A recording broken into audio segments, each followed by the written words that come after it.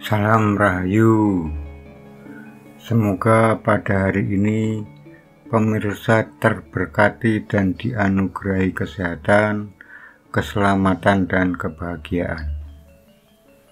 Hari ini saya ingin bercerita bagaimana Prabu Kresna Dwipayana atau yang dikenal sebagai Sang Begawan Abiyasa berkeinginan untuk lengser dari tahtanya.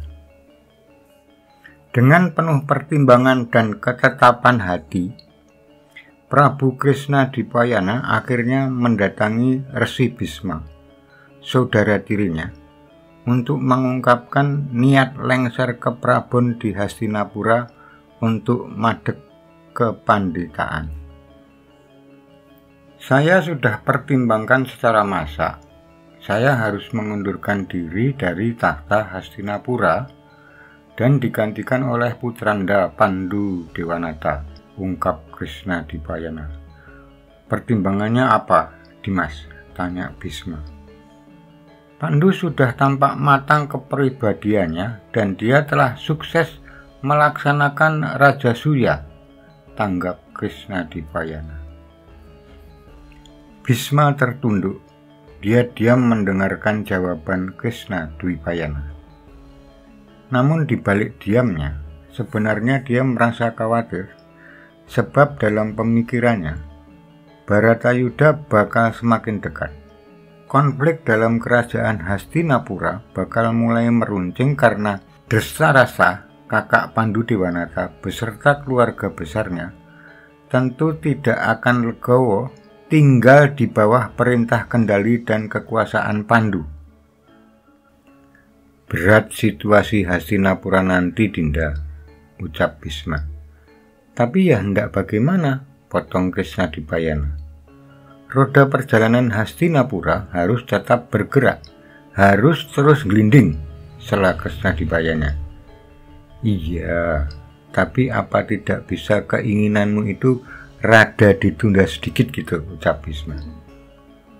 Waduh, mohon maaf Kanda, ini sudah jadi ketetapan hati dan saya sudah mengindahkan keputusan Dewan Hastina. Kalau saya tidak lengser pada rentang waktu ini, nanti melanggar keputusan dan perundang-undangan Hastinapura. Saya paham atas kemungkinan persoalan yang akan muncul di Hastinapura. Tapi suatu masalah apapun tentu bisa dicari pemecahannya dengan berdialog dan bermusyawarah.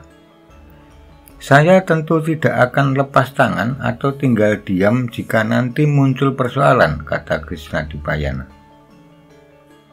Saya tetap harus lengser ke Prabon dan madeg kepanditaan, ucap teguh Kresna Dwipayana pada Bisma. Bisma tak banyak cakap. Seolah Bisma juga sudah paham tujuan dari Kresna Dwipayana. Bisma dan Abiyasa sebenarnya sepemahaman bahwa dengan menyerahkan takhta kepada Pandu, Bharatayuda akan segera pecah. Tapi hal yang perlu diperhatikan adalah bagaimana cara menyelamatkan Hastinapura agar tak tercabik-cabik oleh efek Bharatayuda. Lalu mau tinggal di mana, Dinda? Ucap Bisma. Saya akan menempati pertapaan Romo di kaki Himalaya dekat Kurukshetra, jawab Abiyasa. Tapi Kanda tidak perlu khawatir, saya akan tetap mengamati perkembangan Hastina dan Indrapasta dari kejauhan, lanjut Sang Begawan. Baiklah, kehendakmu ini nanti akan saya bawa ke sidang Dewan Kerajaan. Kabar kehendak Prabu Kresna Dwipayana lengser ke Prabon akhirnya dibawa ke sidang dan Dewan menyetujui pengunduran diri Sang Prabu. Lalu kabar itu menyeruak ke seluruh negeri Hastinapura dan bahkan sampai keluar kerajaan dinasti Kuru. Tidak sedikit warga Hastinapura yang kecewa dan cemas atas kehendak pengunduran diri Kresna Dwipayana di Hastinapura.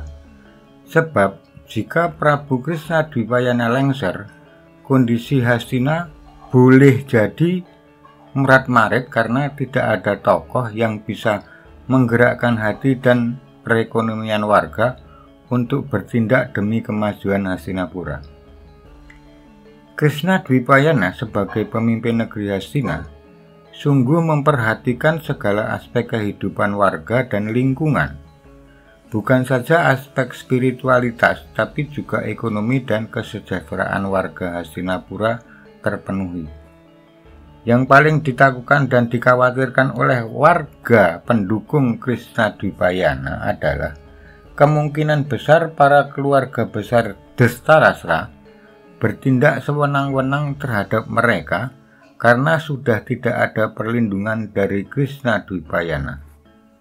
Tapi ternyata tidak demikian yang terjadi. Kekhawatiran warga Hastina tidak terjadi sebab sistem pemerintahan di Hastinapura sudah dirancang Krisnadwipayana sedemikian rupa untuk melindungi warga dan aset kerajaan. Terlebih, apa yang dirancang oleh Krisnadwipayana didukung oleh tetua dan ketua Dewan Kerajaan Bhisma. Sampai di sini cerita saya. Terima kasih sudah mengikutinya dengan penuh perhatian. Sampai bertemu pada konten depan dengan cerita mengenai nenek Pandawa dan Kurawa. Salam Rahayu.